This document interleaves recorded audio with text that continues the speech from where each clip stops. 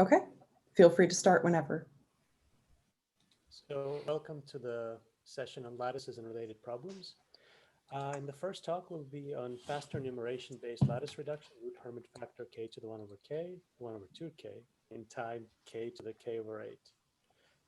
The paper is by Martin Albrecht, Shi Bai, Pierre-Alain Fouque, Paul Kirchner, Damien Stellet, and Wei-Cheng Wang, and Wei-Cheng will give the talk. Go ahead. Okay, thank you, Vadim, for the introduction. So hello everyone, I'm Wei-Cheng, and in this talk, I would like to briefly present our works about a new faster enumeration-based lattice reduction. So in more details, compared to the prior ones of the same type, we can reach the same quality while with a smaller time complexity than before. And when the dimension of the input lattice is large enough, we can prove this improvement under a heuristic assumption. And when the dimension is small, we can still show in our simulation that this improvement still works for variant algorithms. And next, I like to give a few notations. So first, a lattice is a set of regular distributed point. As you can see, the blue points here, which can be associated with the different spaces. And lattice reduction helps to reduce from a bad basis to a good one with the more orthogonal basis vectors, so that the corresponding Gram-Schmidt vectors have norms closer to each other than before. And we'll call it Gram-Schmidt norms in the later. And to quantify the quality of a basis, one can use the so-called Hermite factor and also the normalized version of root Hermite factor, both are determined by the solid basis vector and denoted as the first one here. And in practice, one is mainly interested in the BKJ lattice reduction for reducing the basis. And the BKJ algorithm for reaching a root Hermite factor, k to the 1 or 2k, the time complexity is dominated by the underlying SVP solver of size k, which is used to find the sorted non-zero vector in a k-dimensional lattice. And for the enumeration-based one can consider the best known algorithm as the Hardness algorithm with the time complexity k to the k over 2e plus a small of k. And here we also consider a variant called SDBKZ given by Misencio and Water in 2016. So which promise a good property that can simplify our analysis. And in this work, our main result is for reaching the same root Hermite factor, the time complexity we require is smaller. So it's k to the k over 8 plus a small of k. Our idea is to start from an SVP solver of smaller size, denoted as k0, equal k times 2e over 8, such that the enumeration cost over this reduced size is well within this our targeting time complexity k to the k over 8. And given a k0 dimensional SVP solver, by Minkowski first theorem about the upper bound, we can compute the Hermite factor and also the root Hermite factor that we can achieve over a k0 dimensional lattice. So now we construct here a starting solver denoted as O0, reaching this starting root Hermite factor in time k to the k over 8. And next we aim to construct a new solver denoted as O1, reaching a small root Hermite factor, but still in time k to the k over 8. And this involves two steps. So first is to run SDBKZ with our starting solver O0 to reduce the basis, so that for the corresponding Gram-Schmidt log norms, there is a straight line here outside the last block. And then in the second step, you run an enumeration over this straight line region. And these two steps stored here and also encode the k to the k over 8. And these two steps together introduce the new solver O1, reaching a small root Hermite factor. But there is also a major drawback. So the dimension of the new solver is roughly size k larger than before. And formally, under heuristic assumption, we can prove omega-1 steps are sufficient for approaching our targeting root Hermite factor. So this requires the total dimension to be roughly omega-1 factor larger than k. But this is not satisfiable for CAP analysis for capital system like this candidate, where it requires the dimension n to be relatively close to k. So instead of run an enumeration over this straight line region, we propose a practical variant. And now the enumeration region also covers the last block, where we assume to be HKZ reduced. And we also distribute 25% for the line region and 75% for the HKZ zone. And this distribution is merely because it reaches the lowest cost, even below this k to the k over 8. And for simulation, you can see the similarity cost of the practical variant fit well with the k to the k over 8 curve. And the quality achieved like the root Hermite factor achieved by our practical variant fit well with the is at least as good as the one achieved by a standard BKZ. And here you can see there's a baseline here, even below one-way curve. So this denotes the cost when we consider the preprocessing for free. And we also leave the 0 question for future works, and I record them here. So first is to remove the heuristic assumption used in our analysis. And second is to extend our works based on SDBKZ here to other lattice reduction algorithms. And further, if we consider the preprocessing for free, the cost can be below k to the k weight.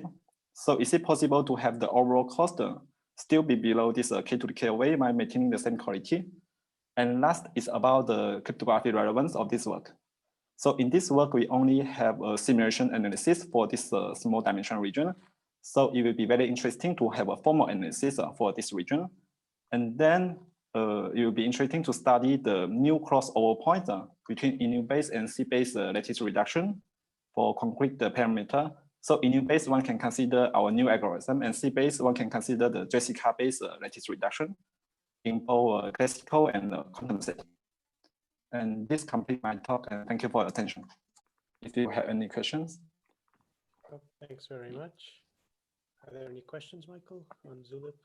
Or... so far, I don't you. see any. Neither on Zoom nor on Zulip. Okay, so we can get the next speaker to start preparing the talk. So Cohen. Yeah, but if anyone has any questions about this, we can circle back at the end of the session if we. Or even at the end of everything.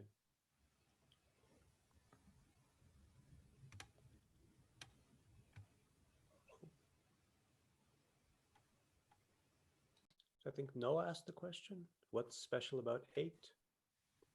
Yeah, so why k to the k over 8? Like where does the 8 come from?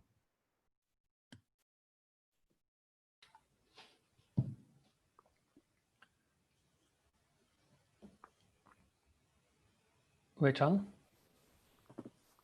I didn't open the micro, sorry. So yeah, okay. So the reason is that if once you run SDBKZ with size k SVP solver, the emulation cost over this last block will be k to the k over 2e. The emulation cost over this straight line region here will be k to the k over 8. So that's why this is the best cost we can expect, because this is the best case like we can reach in the SDBKZ reduced spaces. But there's also possible, like I said, if you enumerate over this region, it can be even better than k to the k over 8. So it seems there's still possible room to improve, like down to even better than k to the k over 8, even to something like over 10. So like a k to the k over 10. But we don't have any conclusion on this. Yes.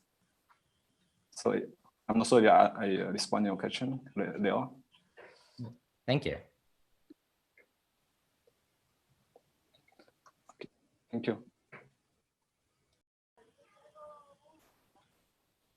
Okay, so we can move on to the second talk of the session. So this one is on random self-reducibility of ideal SVP via oracle of random walks by Cohen de Boer, Leo Ducat, Alice Pellet-Marie, and Benjamin Veselovsky. Go ahead, Cohen. Thank you for the introduction, Vadim. One thing, could you maybe raise your volume? Because I can't, so if you're going to ask questions, I probably can't hear you if you are this soft. Sorry, Okay. sorry. I turned around at some point to look at my. This is way better. Yeah, Great. Sorry. Okay. Okay, so hi, I'm Koen de Boer. This is joint work with Leo Ducat, Alice Pellet-Marie, and Benjamin Veselovsky. This talk is about a worst case to average case reduction of the Hermite SVP problem on ideal lattices.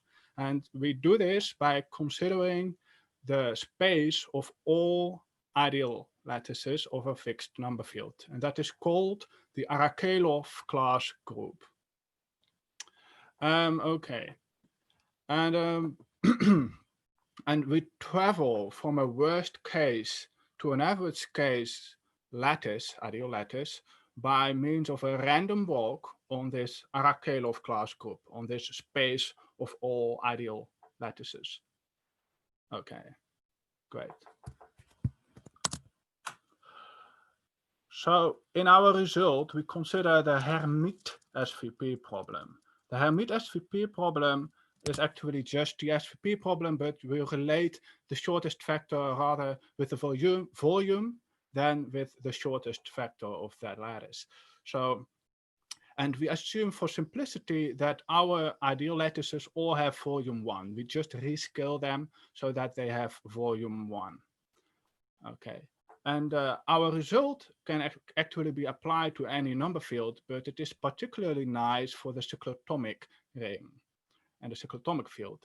And in that case, it reads as follows. So if you can solve gamma Hermite SVP over random ideal lattices, you can also solve gamma prime Hermite SVP over any ideal lattice, where gamma prime has a blow-up factor of the square root of the rank n. How does it relate to previous work? Well, a worst case to average case reduction is already be done by a gantry, but we improve on this result in many ways. And another important thing I would like to state is that Arakelov class groups are actually already used in recent cryptanalysis, but not really stated like, hey, this is an Arakelov class group, but more like a sort of combination of unit group and class group object. So it is really nice of this work that we actually stress the importance of the Arakelov class group. And the last point is what I want to say is that we prove something about the random walk. The end of the random walk should give you a uniform distribution, and the way we prove that is actually very alike the proof strategy as in the self-reduction of the discrete logarithm problem on elliptic curves. Okay. So let's go to the actual result. So in the full video, I actually explained that the space of all ideal lattices can be parameterized by a circle, or well, by a torus. But in 2 dimensions, it is actually a circle. And moving on this circle, so this circle is the Arakelov class group, the space of all ideal lattices. Moving on the circle has the following effect on the lattices. It's a sort of distorting, or it's stretching in one direction, but pushing in the other direction. But if you want to reduce, if you want to use like the SVP on the average case lattice to solve SVP on the worst case lattice, it won't work because the geometry of the SVP problem is also changed. It's also disturbed. As you can see, the circle is an ellipse right now. So this is not, we should also have another way of random walking. And that's not by distortion, not by moving continuously, but it is by sparsification. And sparsification is just taking an ideal sublattice. So you remove points from the lattice such that the remaining points also form an ideal lattice. But we only considered ideal lattices with fixed volume. So we have to scale the ideal lattice so that it has like volume 1. And then we try to apply SVP. We try to do an SVP oracle here. But to use this shortest factor for the original worst case lattice, we need to scale back. So also here, we have a sort of disturbation of the shortest factor problem, but it is way less severe. It's just scaling, not a real disturbation, but more like it is better doable. It is a nicer disturbation. So, and the intuition now is that if you apply this, those 2 ways of sparsification, those 2 ways of random walking, if you combine those, then you hope that the following happens. So you have actually the sparsification random walk. So those are discrete jumps. Those are quasi-randomly discrete jumps. But you also have the way the continuous, the blurring idea. The continuous walk is a sort of blurring. So you hope that if you have enough points and you have enough blurring, that you reach something that is close to uniform on the circle or on the torus, on the Arkelov class group, the space of all ideal lattices. So we would like to see that the endpoint of the random walk is actually uniform. And well, the intuition is that it actually is because of this picture. Well, I think that's all. Thank you for your attention. And if you have questions, I would like to answer them with all pleasure.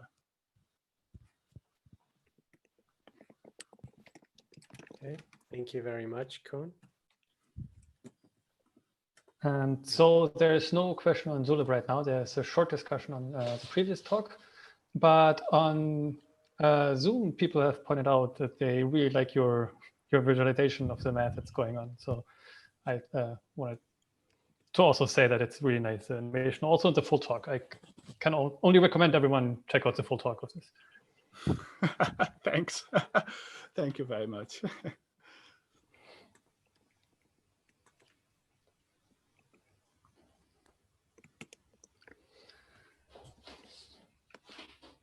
So should I share my screen? I think I'm next.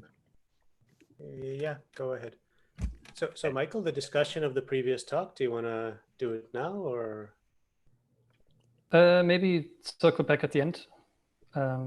Let's Okay. do all.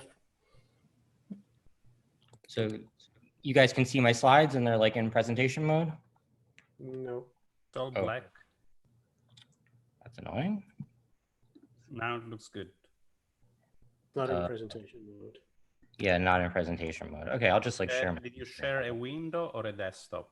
Yeah, I'll just share the whole screen. Do the right? desktop. The window sharing, it's kind of like. I see, yeah. Okay. Good now?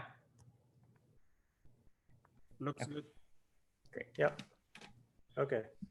So the next talk, I mean, Noah's giving the next two talks and he asked us to flip them around because one seems to depend on the other a bit. So that's okay.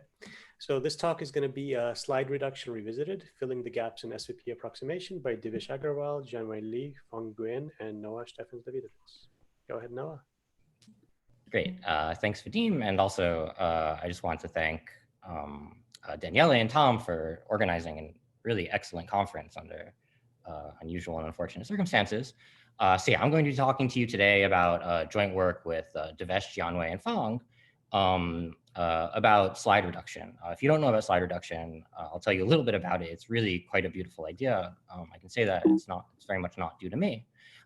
So let me start out with the basics. Let me just tell you what a lattice is. So a lattice is a discrete set of vectors in n-dimensional space. Looks like this in 2 dimensions.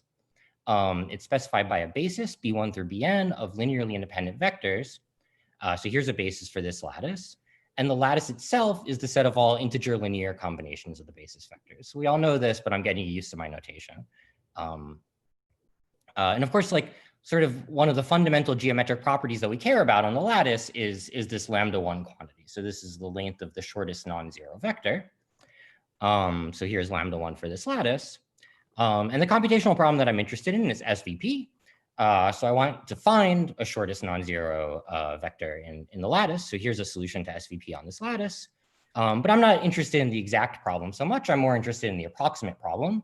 For the approximate problem, we have some approximation factor gamma that's larger than 1. And this tells us like sort of how much larger than lambda1 we'll accept. So for example, for gamma equals about 2 or something, this point will be fine.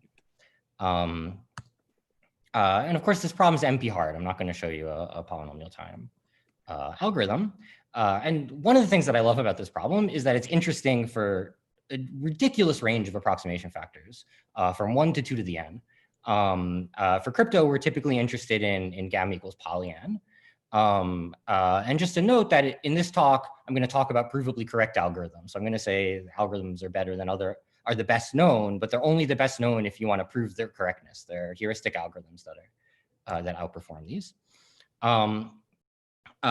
So the way that we solve approximate SVP is actually kind of funny. What we do is we reduce approximate SVP to itself, but in lower dimensions.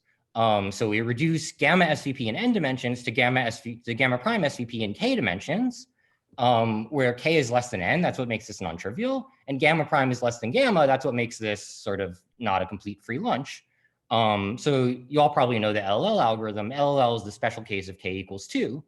But this technique in general gives us our fastest algorithms for approximate SVP for all gamma greater than or equal to n, roughly. And the state of the art is gamma n-win slide reduction. So here's sort of a visual representation of what happens with relatively small. So k is called the block size. This is what happens with relatively small block size. What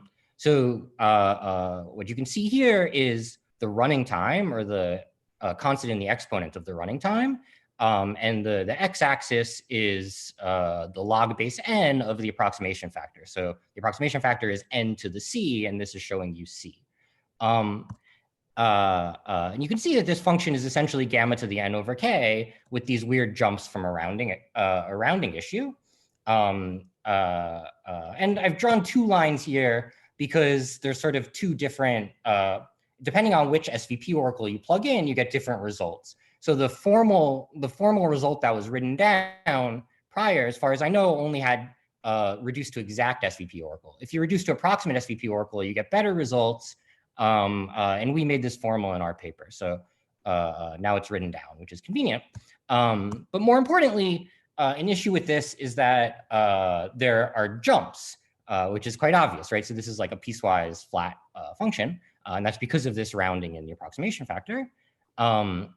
And these jumps happen because the block size k has to divide the dimension n. And another issue is that there was nothing non-trivial known for gamma less than or equal to n.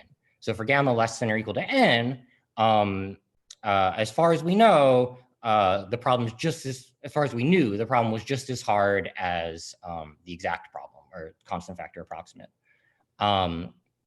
And this is kind of a bummer because like cryptography really cares about this regime. We care about like small polynomial factors. So our work made the graph look like this. That's what we did. So in particular, there are no jumps anymore. So we can handle any block size.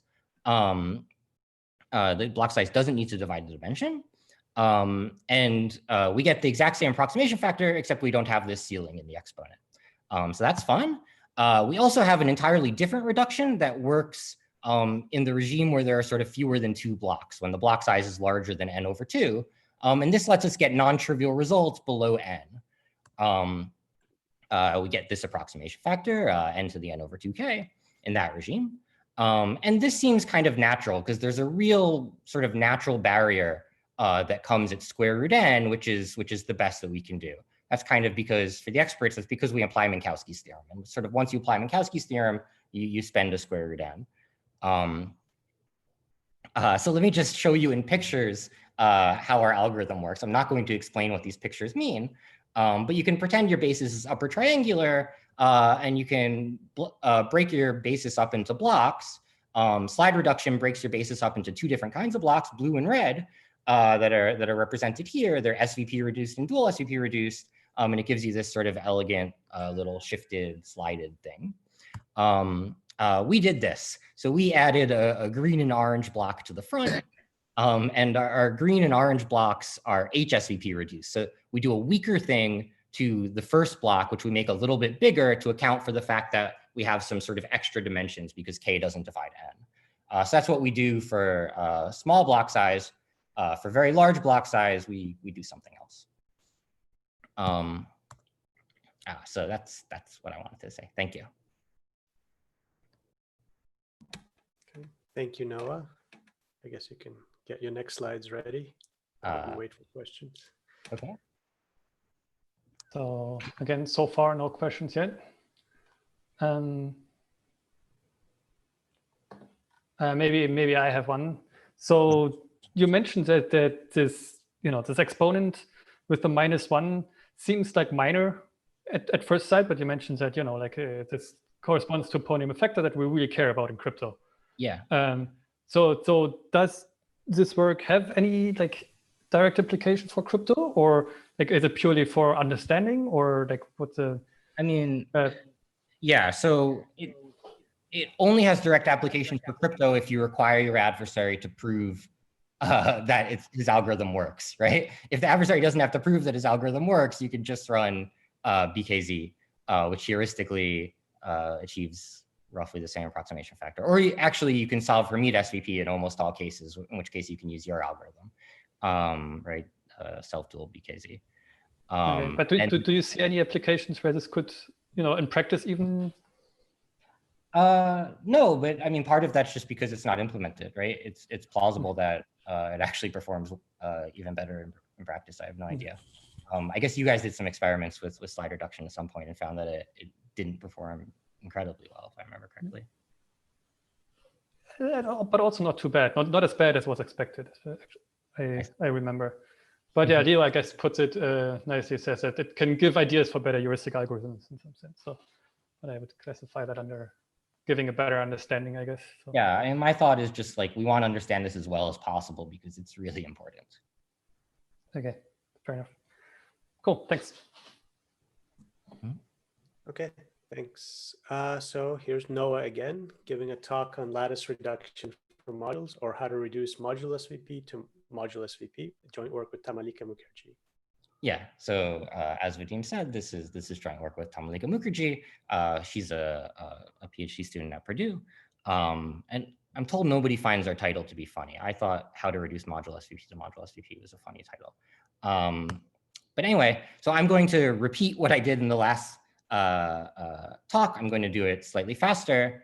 And I made some minor changes, which I hope you'll sort of ignore.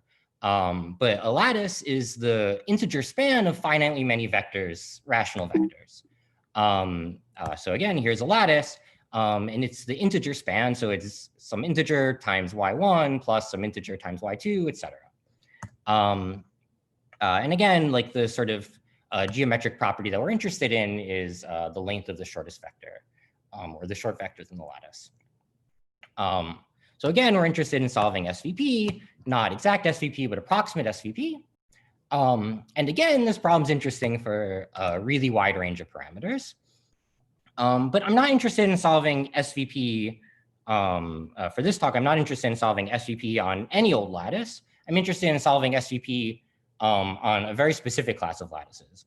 A specific class of lattices with a rather dense definition, so they're called module lattices. So the formal definition, you start out with a number field, which is the polynomials over the rationals, modulus a irreducible polynomial, and you take a ring, or formally it's called an order, which is a non-degenerate subring of the ring of integers of your number field.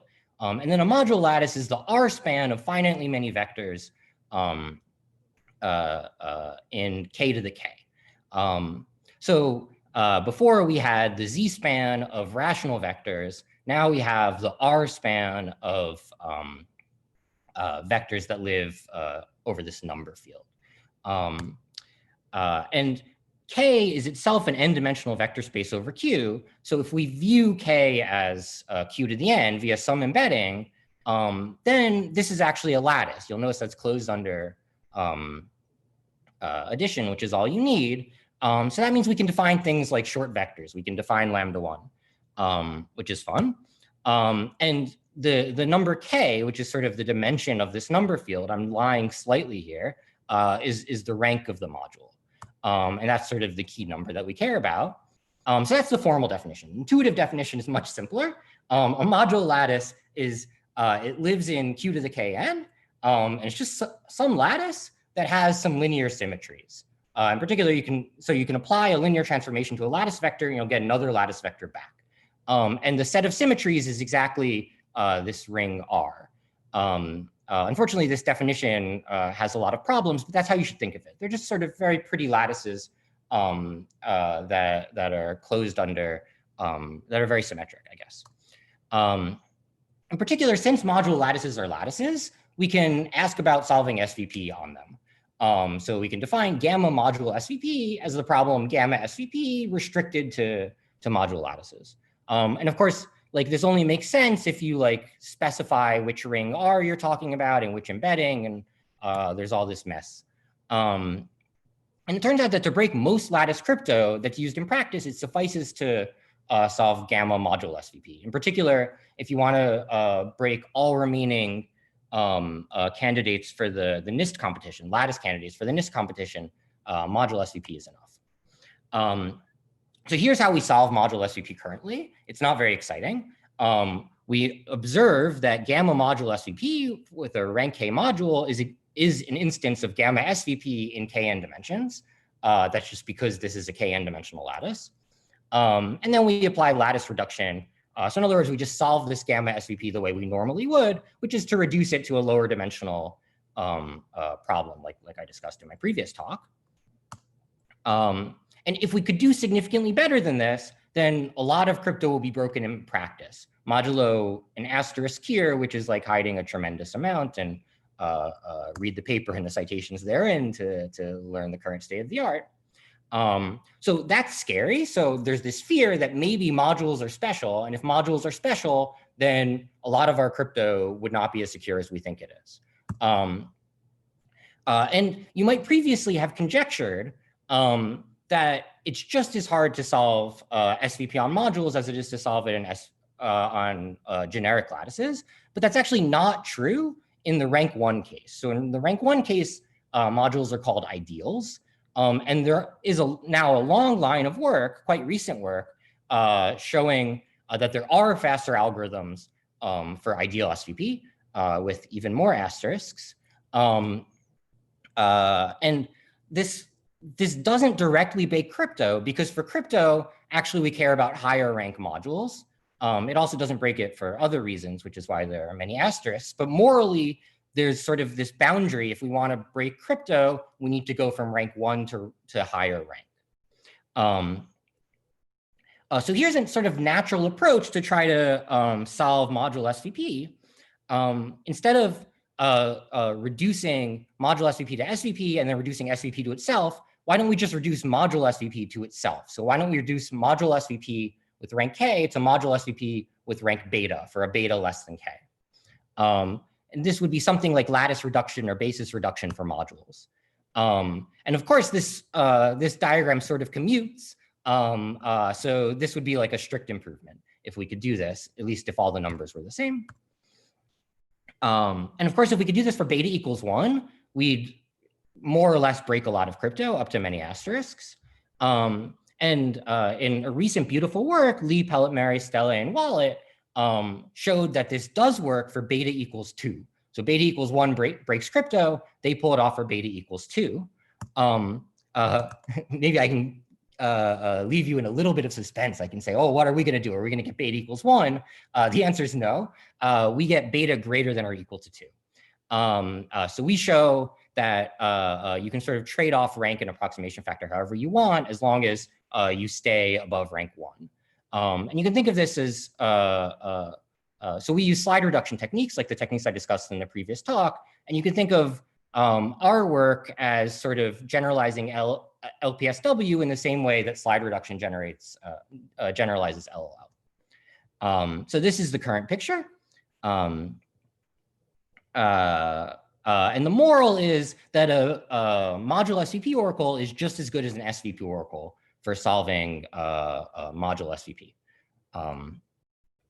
And of course, the big question here is, does this mean, so there are two ways to interpret a reduction. Should I think of this as meaning that high rank module SVP is easy, which would be bad for crypto, or that low rank module SVP is hard for beta greater than 1? And in particular, is there this huge gap between beta equals 1 and beta equals 2 or not? And here's my answer to that question.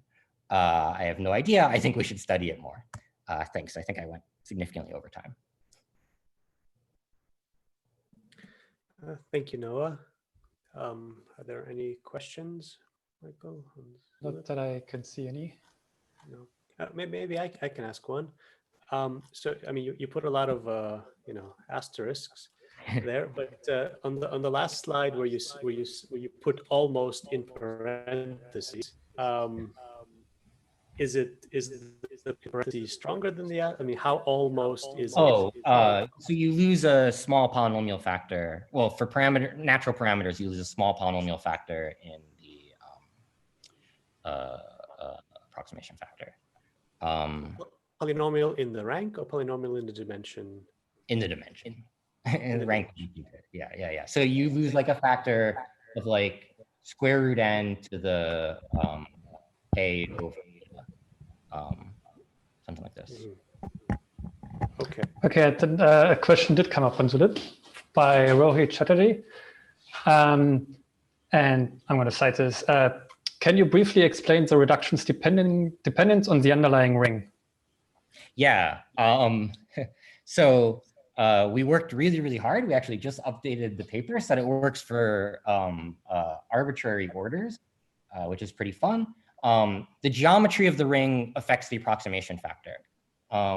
And I think sort of the high order effect of the geometry of the ring is, so it's like well known that Minkowski's theorem is tight up to a factor square root n, for example, in cyclotomics. And that factor of square root n more generally, so like the sort of how loose Minkowski's theorem can be, there's probably a name for this parameter, but I'm not thinking of it right now. But how loose Minkowski's theorem can be affects your approximation factor.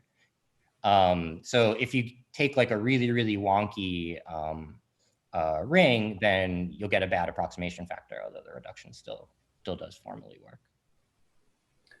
Okay, and this another question by the same author, by the same person. Again, Rohit. Would your dense module reduction technique also imply something non-trivial if translated to the usual lattice setting? So I think the answer is yes. So you can think of what we're doing as sort of, instead of working with vectors, we work with sublattices. And we work really hard to make the sublattices modules. But if you don't care about that, I think it still makes sense to think about a more general form of lattice reduction in which instead of looking for short vectors, you're looking for dense sublattices. I think this is what the question's getting at.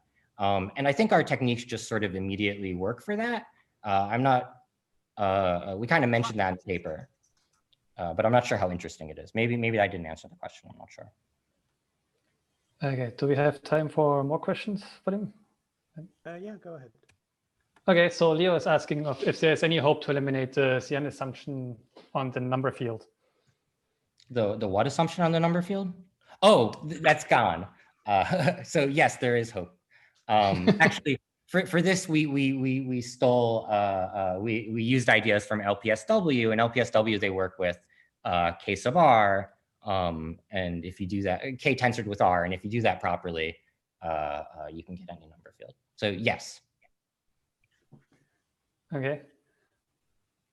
And then there is another question by Daniel, but I'm not entirely sure if it, no, it does concern this paper. So I'm just going to read it out. In the spirit of getting rid of these piecewise jumps, is there an interesting way to define a reasonable form of Module-LWR that somehow in between rank 1 and rank 2, where you could get non-trivial attacks, meaning attacks that look more like the rank 1 attacks than the rank 2 plus attacks? I mean, I think that falls into the general category of trying to figure out how to port these ideal SVP algorithms to module SVP for rank 2, which I think like we're all kind of thinking about at least a little bit. And if I had an idea there, I'd be very happy, or kind of sad actually. But yeah, that's like a hard problem. Okay, cool. I think this covers all of the questions so far. Great, thank you so much. Thanks, Noah. Noah, so maybe Thomas can get your slides up. Oh yeah.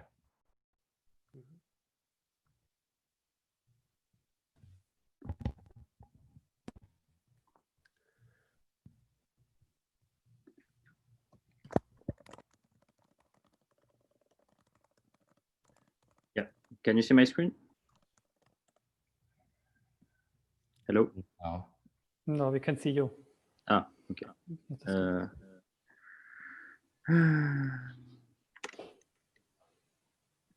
Okay, wait. Maybe just let me relaunch that.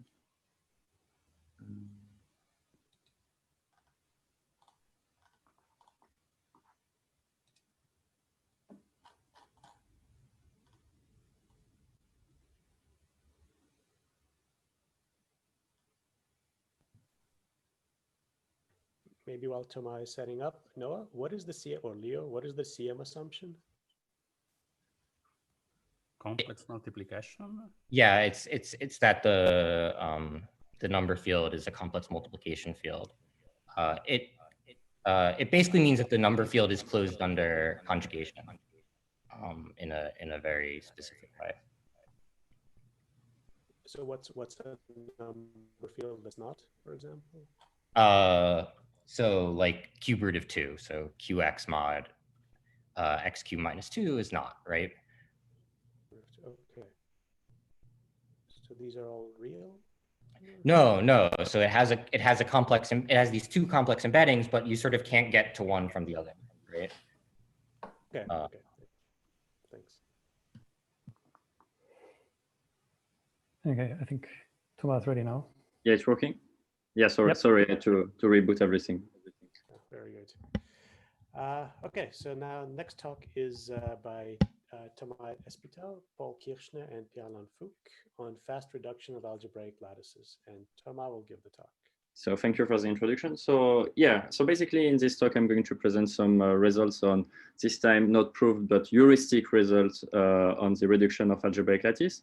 And on the difference of the talk we've just saw by Noah, we were not really interested in having theoretical results relying on using ASIC oracles, but we wanted to have unconditional reduction so that we could implement it and do some tests.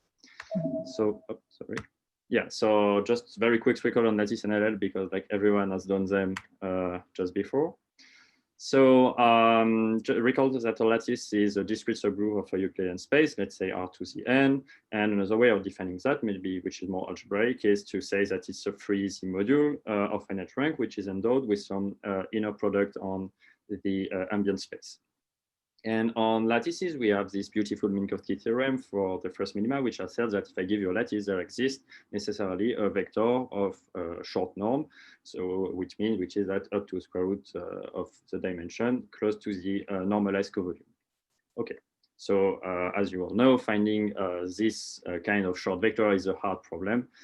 And we're all interested in solving that. However, in 82, Lensfeld-Novach exhibits that a polynomial time algorithm which solves this search of a short vector up to exponential approximation factor. And this has like numerous application in number theory, in like algebraic number theory, differential approximation, of course, cryptanalysis, and of course in lattice-based crypto. And it's nowadays also like kind of basic building blocks of any algorithm in computational algebraic number theory, because it helps somehow to control the size of the elements appearing there. So LLL is like everywhere. And now we are getting interested more and more into a broader class of lattices called algebraic lattice. And this lattices lives in over number fields, which are finite extension of Q, and which you can realize this this extension as polynomial quotient of Qx over some ideal generated by a polynomial. And inside this field, you have a very interesting ring, which is the ring of integers, which is a set of elements which vanish under the action of some monic polynomial in the X. So over Q, it's just the integers themselves. And you could think of somehow this ring of integers as a higher order generalization of the integers. So why it's related to lattices? So as I said, we could thought of lattices as free Z module endowed with some inner product. And as I said, we can generalize Z to be this ring of integers. So we can generalize lattices to say that an algebraic lattice is an OL module endowed with some inner product on the ambient space. Okay, so you could ask what is the inner product, and you can find some canonical way of defining it using the embeddings into Cn. I'm not entering details here. But what should be like the motto of all of this is that an algebraic lattice is a lattice with some additional algebraic structure, and this algebraic structure translates metrically into symmetries. Okay. And now how we do lattice reduction on that. So just to set up a bit of context, like Noah spoke about like ideal lattice and modular lattices, which are kind of particular cases of these algebraic lattices. And like, if we could exploit these additional symmetries, and exploiting these additional symmetries have been already used, but on the constructive side to exhibit more compact and more efficient cryptographic primitives. And many lattice-based candidates of the NIST competition are actually relying heavily on these module lattices. And we would like to reduce them, and for instance, from a cryptographical perspective, just to evaluate the security of these NIST candidates. So our goal would be to find a way to use the algebraic structure to give a faster LLL type reduction. So how we can do that is that for free, when you are considering these algebraic lattices, you can have, for suitable fields, a natural recursive structure of subfield, the tower subfield, and we showed that we could explode this recursive tower, translate it into a recursive strategy, which at each step will use the symmetries to do lattice reduction. And another thing that we used there was to exhibit some part of the unit group and use them in some specific way to control the size of the elements which appear during the reduction. Somehow it's very related to the condition number of the matrices appearing during computation. So if you are able to use the unit group to control the condition number of the matrices you are using, basically you can reduce the precision required to do a reduction. So just to show you how the reduction is working on a very high level, if you want to reduce rank n lattice, you will do basically the same as you would do in LLL. So you will start by transforming everything into triangular matrices by QR decomposition, and then you will feed that to your size reduction sub-procedures, which is a simple procedure used to, as the name indicates, to shrink the size of the vector without not touching the order of the vector of the basis. And this is where we need this unit rounding procedure, and the rest is just working coefficient-wise because we're working with modular polynomials. And then we do exactly as in LLL, we reduce the problem to solving the same instance, but on multiple rank 2 projected sublattices. So if we are working over Q itself, over Z, basically we can just use Gauss algorithm or a bit faster Schoeneger's algorithm, and we're done. But if we're not, what we're going to do is to descend this rank 2 lattice to the subfield just under, where the, of course, the rank of the new lattice is bigger, but then we can recursively apply the whole procedure. And once our algorithms say, okay, my rank 2 sublattice is reduced, what I need to do is to lift the result to the upper field.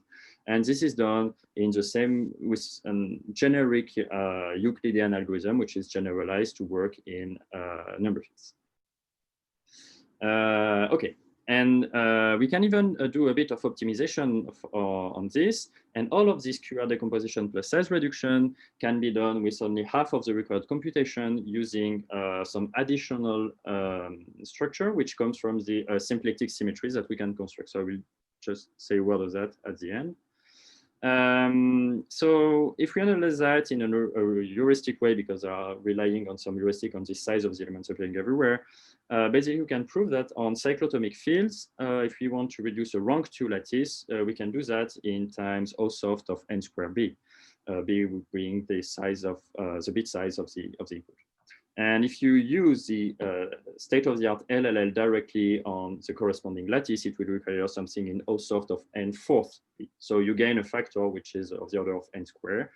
But there is a slight drawback, is that now the approximation factor is not 2 to the n like LLL, but it is 2 to the softo of n. So it's way faster, but it's you get vectors which are slightly bigger. And I said that you could do even better using symplectic symmetries. So this is kind of a algebraic generalization of the work of Gamma, Graf-Graham, and Nguyen in 06. So the basic idea is that if you take a rank 2 lattice, just a plain lattice, then it is naturally symplectic. This means that you have some action of the symplectic group on it. And the same is absolutely true for algebraic lattices of rank 2. So there you can find a natural way, a canonical way of having additional symmetries. And what we proved is that we can do that at each of the recursive level. So we can create symplectic symmetries at each of the nodes of the recursion tree. So that means that we can halve the computation time at each node of the recursion tree. So since the tower of recursion is something logarithmic in the dimension, you can get a polynomial gain in the end. So if we look at the improved complexity in this case, if I retake the example of cyclotomic fields, basically we can do some reduction. Sorry, oh, it's the last slide. It's the last slide. Okay. We can reduce a lattice in time n square minus a little something which depends on the field you are considering. So we even beat this n square b bound using these additional symmetries. And of course, we still have an approximation factor which is slightly worse than before. And in practice, we implemented all of that, and we were able to reduce like GGS lattices in 4 days, where our estimation for state of the art would be for 40,000 years, and we were able to run for the first time gain tree Zidlow algorithm in dimension 1024 in 100 hours, where FPLL would take 10 years. So if you have questions, please ask me. I would be very happy to answer them. Thank you for your attention. Thanks. Are there any questions on the boards, Michael? Yeah, there's one. Leo is asking, you could set up your slides while we're asking questions, so we can have more time for questions for you as well. Sorry? Okay. No, so Leo, set up your slides, please. The next speaker. Oh yeah. Sorry. Yeah. Okay. Now ready for the question? Okay. So Leo is asking, is an approximation factor of your LLL-like algorithm relevant to the cryptanalysis of simple encryption signature schemes, such as the NIST candidates? No. The approximation are too large for the moment because it's the LLL type. So what you need to do security analysis of like signature or whatever is approximation factor, which can only achieve with BPZ type algorithm. So for the moment, it's really in the realm of LLL. So like exponential approximation factor in polynomial achieved in polynomial time. So for NIST candidates, it's for the moment too large. Okay. For FFT, you can do stuff, but for LLL, for NIST candidates, you really need way stronger reduction. Okay, good. Thanks. You're welcome. Yes. Okay. So the last talk of the session is Rounding in the Rings by Fenghao Liu and Zhedong Wang, and Zhedong will give the talk.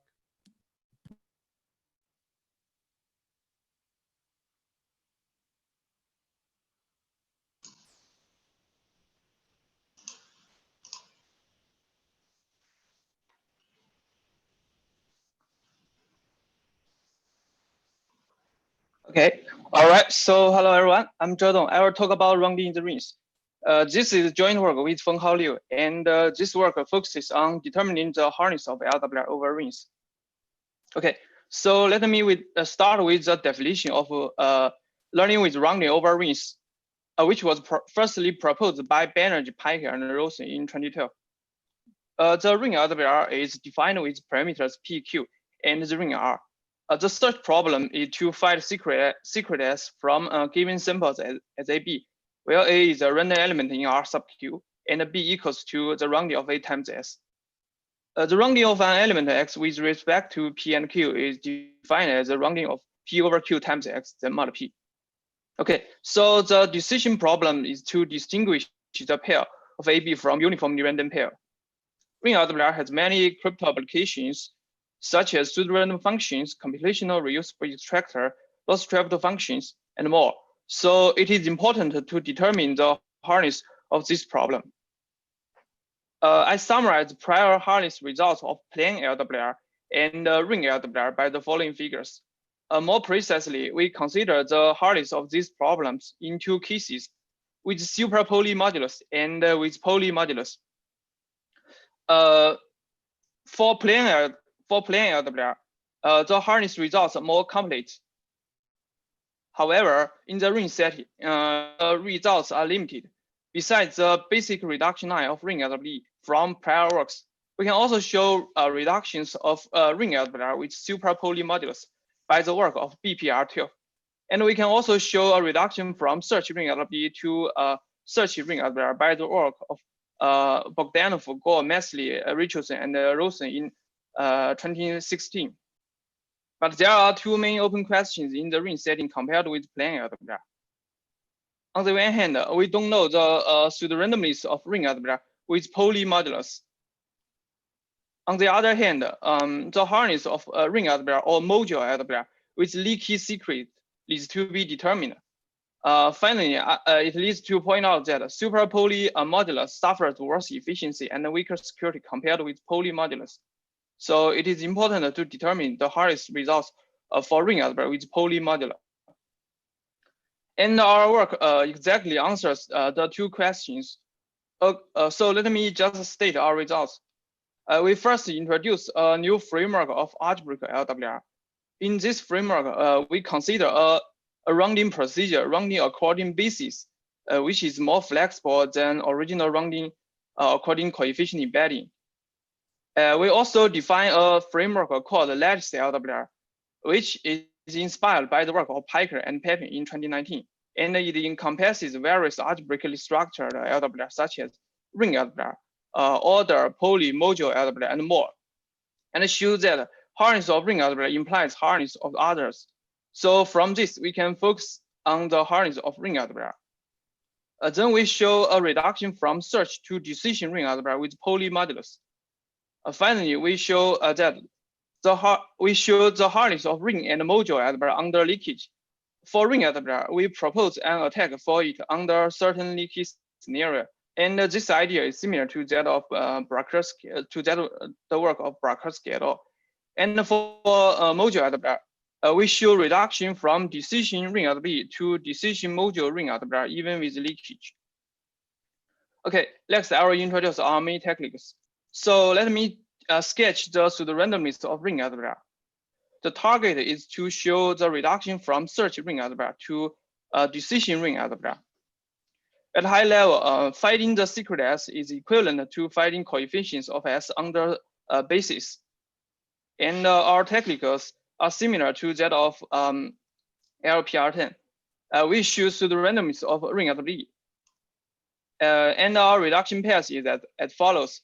Step one shows if search ring algebra is hard. The immediate search problem PI ring algebra is also hard, where the PI is the prime idea. And step two shows a reduction from PI ring algebra to an immediate worst case decision problem, D ring algebra sub I. And step three shows the reduction from D ring algebra sub I to the average case problem, decision ring algebra. Step 2 and 3 are similar to LPR10. The key observation is in step 1, we require the automorphisms or Galois group somehow commutate with rounding related to certain basis. And we find rounding with respect to the so-called Lemma integral basis is what we need. We know that the widely used cyclotomic ring with power of 2 degree is with no normal integral basis, but we can still define a rounding procedure to achieve this. And we also remarked that Leo Duca also provides some insightful comments for choosing bases. So it is very interesting to determine more bases satisfying our requirements. For module algebra, with Leaky Secret, we generalize the work of Orwell, Cray, and Pitzek and Wicks approach to the ring setting, which shows a reduction for plain algebra with leakage. Similar to AKPW, we can define the lossy sampler over rings, and the computational indistinguishability of step 1 relies on the ring algebra assumption. And the rounding of A tail times S preserves enough entropy of S if the vector dimension K is large. But the main barrier is that there is low ring level lemma for general ring of integers. We finally get rid of this barrier by showing a ring level lemma here. The statement of our lemma is a little involved. Here we can apply it to concrete cases. From our lemma, we know that for a general ring of integers, the statistical distance between the pair of ring vector A, the inner product of AS mod QR, and the random pair is bounded by Websno. When the secret S mod any ideal factor Q has enough entropy. And for cyclotomic ring, the entropy requirement of S can be weakened. And if we consider the ideal QR with large ideal factor, the entropy of S molecule can be smaller. Okay, thank you. Thank you, Dom. Are there any questions? We have maybe time for a few. Not right now. Not yet. Okay. So we're about time, but I don't know if you think that some of the earlier questions are worth going back to. Oh, there's now a question, two actually. One by Yang Yu is asking, does your reduction give an attack to search RLWR in which Q is not a multiple of P? Yes, yeah, exactly. Okay. That should answer the question, I think. Very straightforward. Rachel Player is asking, does a search to decision reduction for ring LWR apply for parameter settings of practical interest, such as P and Q both powers of 2? P and Q be power of 2? Yeah, if both the powers of 2, does a search to decision reduction apply to? Yes, we can also define the rounding with not PQ be the power of 2. We consider the ring dimension M is P is the power of 2, and in this case the cyclotomic is with low Lemma integral basis, but we can define the rounding to this case, and there we need there be some tricky. We need to define the rounding with respect to the absolute value. Okay. Okay, yeah. So if there are any more questions, I encourage the authors to head over to Zulip and answer them, or answer them in more detail if they want to. Also, for the earlier question on the first talk, it has been addressed on Zulip by one of the authors. So I think we can call it a day. Yep. So thanks, everybody. Thanks, Not a day. There is another session. Oh, yeah.